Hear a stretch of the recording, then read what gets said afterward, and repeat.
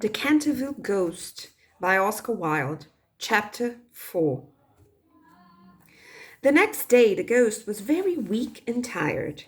The terrible excitement of the last 4 weeks was beginning to have its effect. His nerves were completely shattered, and he started at the slightest noise. For 5 days he kept his room, and at last made up his mind to give up the point of the blood stain on the library floor. If the Otis family did not want it, they clearly did not deserve it. They were evidently people on a low material plane of existence and quite incapable of appreciating the symbolic value of sensuous phenomena. The question of phantasmatic apparitions and the development of astral bodies was of course quite a different matter and really not under his control. It was his solemn duty to appear in the corridor once a week and to gibber from the large oriel window on the first and third Wednesday in every month. And he did not see how he could honorably escape from his obligations.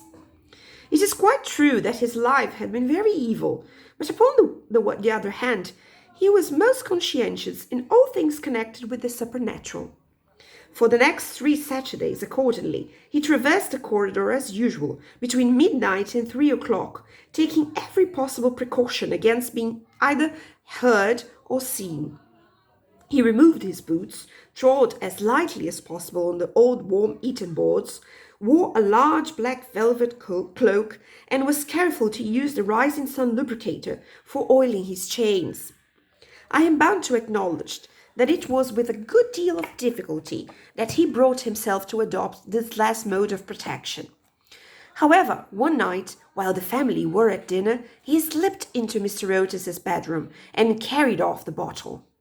He felt a little humiliated at first, but afterwards was sensible enough to see that there was a great deal to be said for the invention, and to a certain degree it served his purpose. Still, in spite of everything, he was not left unmolested. Strings were continually being stretched across the corridor, over which he tripped in the dark. And on one occasion, while dressed for the part of Black Isaac or the huntsman of Hogley Woods, he met with a severe fall through treading on a butter slide which the twins had constructed from the entrance of the tapestry chamber to the top of the oak staircase. This last insult so enraged him that he resolved to make one final effort to assert his dignity and social position, and determined to visit the insolent young Etonians the next night in his celebrated character of Reckless Rupert, or the Headless Earl. He had not appeared in this disguise for more than 70 years, and in fact, not since he had so frightened pretty Lady Barbara Modish by means of it, that she suddenly broke off her engagement with the present Lord Canterville's grandfather, and ran away to Gretna Green with handsome Jack Castleton, declaring that nothing in the world would induce her to marry into a family that allowed such a horrible phantom to walk up and down the terrace at twilight. Poor Jack was afterwards shot in a duel by Lord Canterville on Wandsworth Common, and Lady Barbara died of a broken heart at Tunbridge Wells before the year was out. So in every way it had been a great success. It was, however, an extremely difficult make-up, if I may use such a theatrical expression, in connection with one of the greatest mysteries of the supernatural, or to employ a more scientific term, the higher natural world, and it took him fully 3 hours to make his preparations. At last everything was ready, and he was very pleased with his appearance. The big leather riding boots that went with the dress were just a little too large for him, and he could only find one of the 2 horse pistols, but on the whole he was quite satisfied. And at 1:15 he glided out of the wainscoting and crept down the corridor. On reaching the room occupied by the twins, which I should mention was called the Blue Bedchamber, on account of the color of its hangings, he found the door just ajar.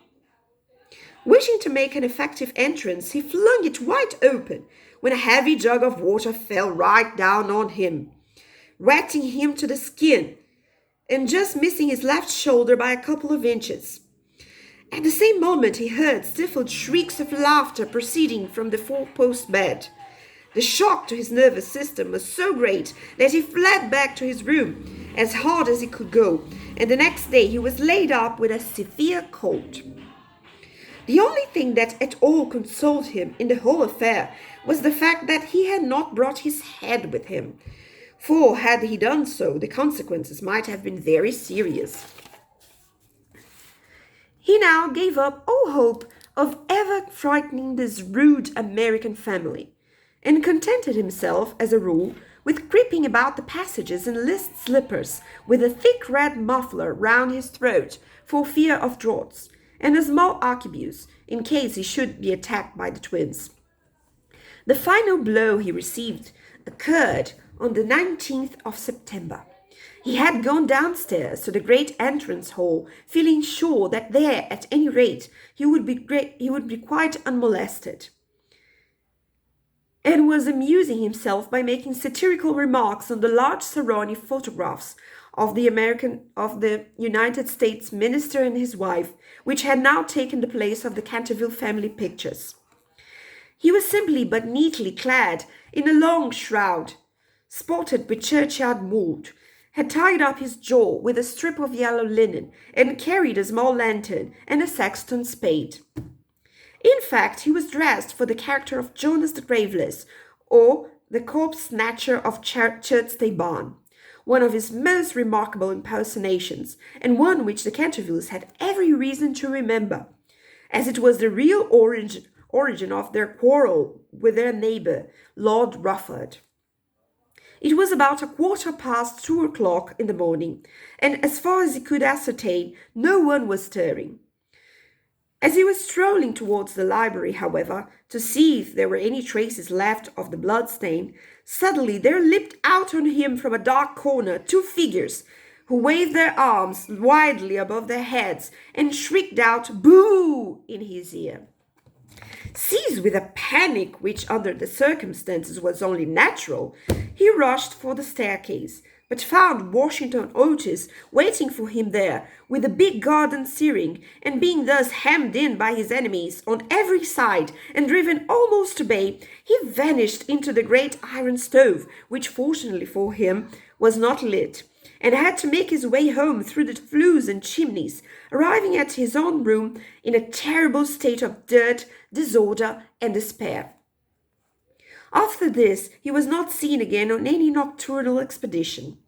The twins lay in wait for him on several occasions, and strewed the passages with nutshells every night, to the great annoyance of their parents and the servants, but it was of no avail. It was quite evident that his feelings were so wounded that he would not appear. Mr. Otis consequently resumed his great work on the history of the Democratic Party, on which he had been engaged for some years. Mrs. Otis organized a wonderful clam bake, which amazed the whole county. The boys took to lacrosse, euchre, poker, and other American national games, and Virginia rode about the lanes on her pony, accompanied by the young Duke of Cheshire, who had come to spend the last week of his holidays at Canterville Chase. It was generally assumed that the ghost had gone away, and in fact Mr. Otis wrote a letter to that effect to Lord Canterville, who, in reply, expressed his great pleasure at the news, and sent his best congratulations to the minister's worthy wife.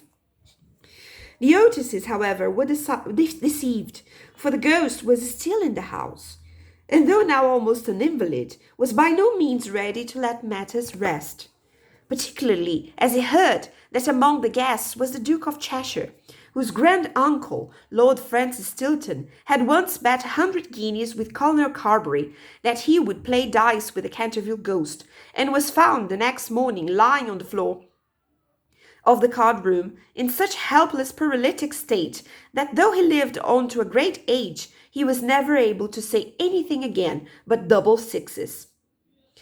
The story was well known at the time, though, of course, out of respect for the feelings of the two noble families, every attempt was made to hush it up, and a full account of all the circumstances connected with it will be found in the 3rd volume of Lord Tattle's Recollections of the Prince Regent and his Friends. The ghost, then, was naturally very anxious to show that he had not lost his influence over the Stiltons, with whom, indeed, he was distantly connected, his own first cousin having been married on second nonces to the Sieur de Bulkeley, from whom, as everyone knows, the Dukes of Cheshire are lineally descended. Accordingly, he made arrangements for appearing to Virginia's little lover in his celebrated impersonation of the vampire monk, or the bloodless Benedictine, a performance so horrible that when Lady Startup saw it, which she did on one fatal New Year's Eve in the year 1764, she went off into the most piercing shrieks, which culminated in violent apoplexy, and died in 3 days after disinheriting the Cantervilles, who were her nearest relations, and leaving all her money to her London apothecary. At the last moment, however, his terror of the twins prevented his leaving his room, and the little Duke slept in peace under the great feathered canopy of the royal bedchamber, and dreamed of Virginia.